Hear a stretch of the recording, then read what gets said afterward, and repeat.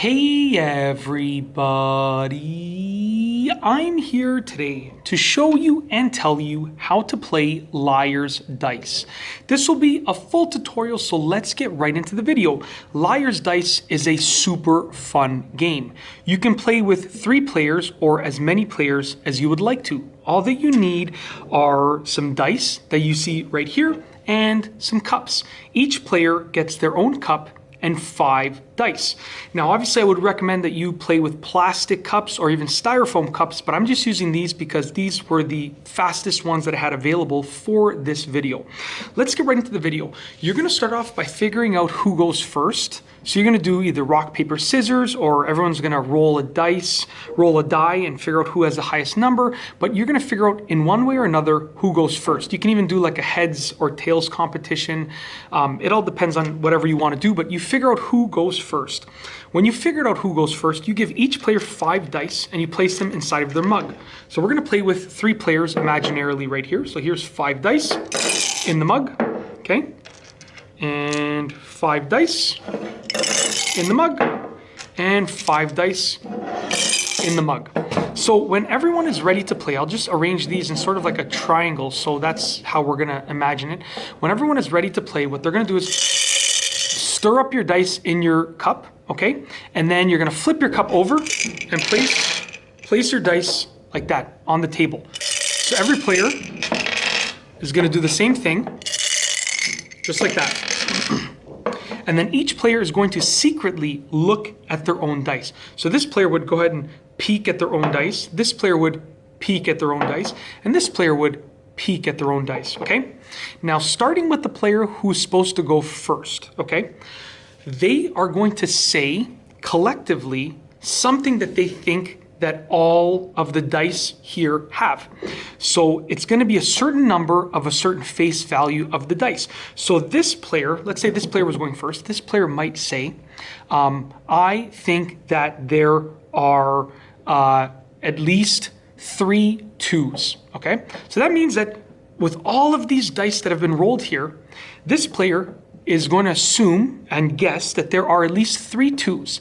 Now the next player, and we're going clockwise, so this player over here, okay, clockwise, the next player has to up this player's guess by at least a higher face value or a higher number of dice that are identical. So this player said at least 3 2s. This player can then say 4 2s, 5 2s, 6 2s, 7 2s, or they can say at least 2 3s, because now we're going up in face value to 3s, okay?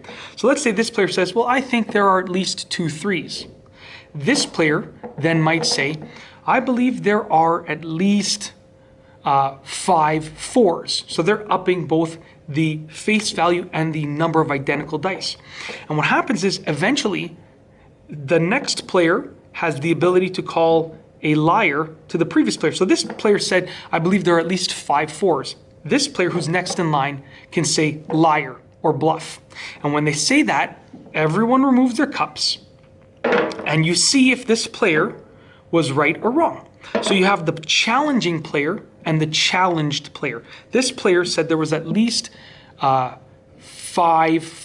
5s. I can't remember what I said, but this player, let's imagine they said there was at least 5 5s. So you would go and count, and this player called this player a liar. You would go and count, are there 5 5s? If there are 5 5s, then the player that called out liar loses that round, okay? And loses a point. If there are not 5 5s, then the player that called out the 5 5s originally, the player that got challenged, the player that was called a liar, loses that round.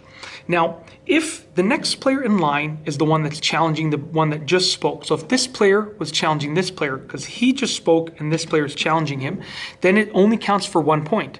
However, a random player, someone else that's not next in line, can also challenge. So if this player challenged this player, so this player was not next in line, but they called this player a liar, then it's now worth 2 points for whoever loses, okay? And you continue playing until you get to a predetermined point value. So let's say we determine that once we hit 15 points, the game is over. Once a player has hit the 15 points, okay, because they lost 15 rounds or lost enough rounds to accumulate the 15 points, then you see who has the lowest point total.